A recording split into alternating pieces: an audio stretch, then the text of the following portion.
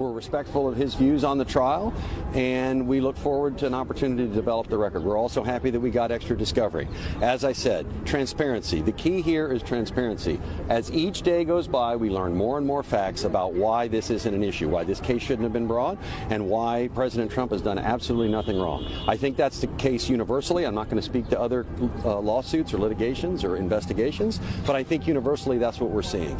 Is once all the facts come out, once there's transparency, once everybody knows exactly what happened, then they're going to see that President Trump has done absolutely nothing wrong, and these transactions were just the day-to-day business between a billionaire and his bankers and insurers. Alina, can we hear from you as well, please? Sure.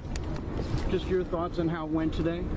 In the AG's case, I think Chris spoke well to that. I'm happy to answer any other questions that you have. What about the DA's case? Well, as you know, I'm not on the DA's case, obviously. I'm not a criminal attorney, but I can speak to what I think everybody in the country is waking up to, which is that former President Trump and possibly future President Trump has been completely unfairly treated. This is a politicization of our justice system, and I think it's a frightening time for our country, frankly. If Michael Cohen is a key witness, as we're hearing, if they're getting debunked testimony from other people, this is speaking for itself. And I hope that everybody's eyes are open.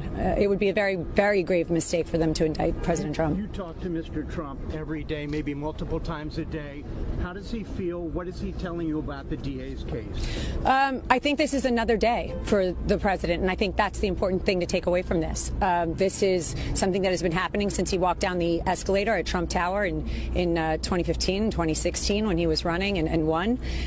It is the way his life has turned, unfortunately, and he's given up a lot for this country. He had a great life before, I'll tell you that, and he's willing to continue to sacrifice, and I think that speaks volumes to his character and how much he loves this country. Is he scared? Is he worried about this case? No, he's not scared. No.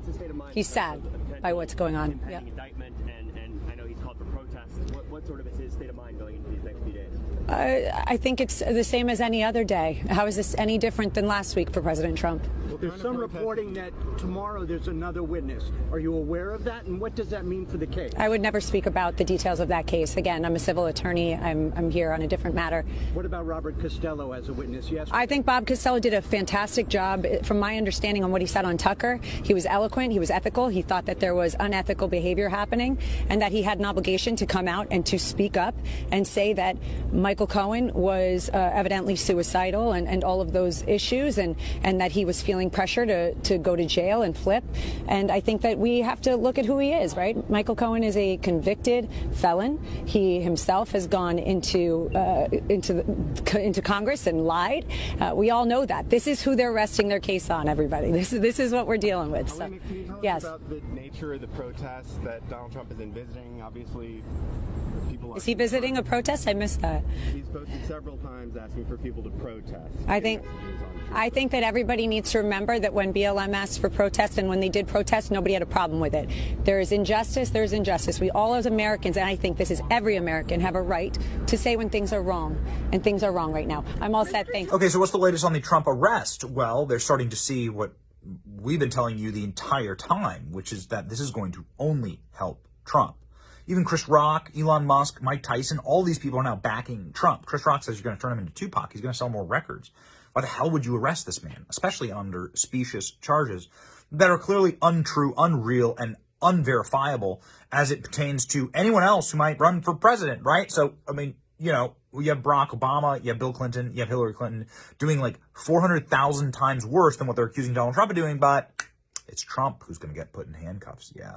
Maybe not, actually. The Manhattan DA is now essentially walking back, charging Trump or indicting Trump. The courtroom was canceled today for the hearing. They are now a little bit nervous because there are a number of reports that they have been withholding evidence. And now Congress is coming and demanding that DA Alvin Bragg testify and maybe put in prison for withholding evidence, breaking the Brady rule, a Brady violation. Who knows? We'll wait and see, but it's not looking good. So all of the reports were that Donald Trump was going to be indicted on Tuesday, and now it's going to be Thursday before they even open up the courtroom again. Not looking good again, ladies and gentlemen. So we'll see. Truth shall set you free. Ladies and gentlemen, we're still fighting.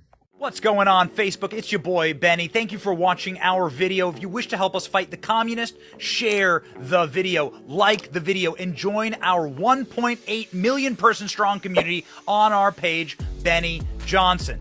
Click on the 3 little dots right up here. That will allow you to put our page in the priority list for your feed, and it lets you see when we are live. Don't you want that notification to find out when we're live? That's what we're all about here. Let's go save America together. Thanks, Facebook.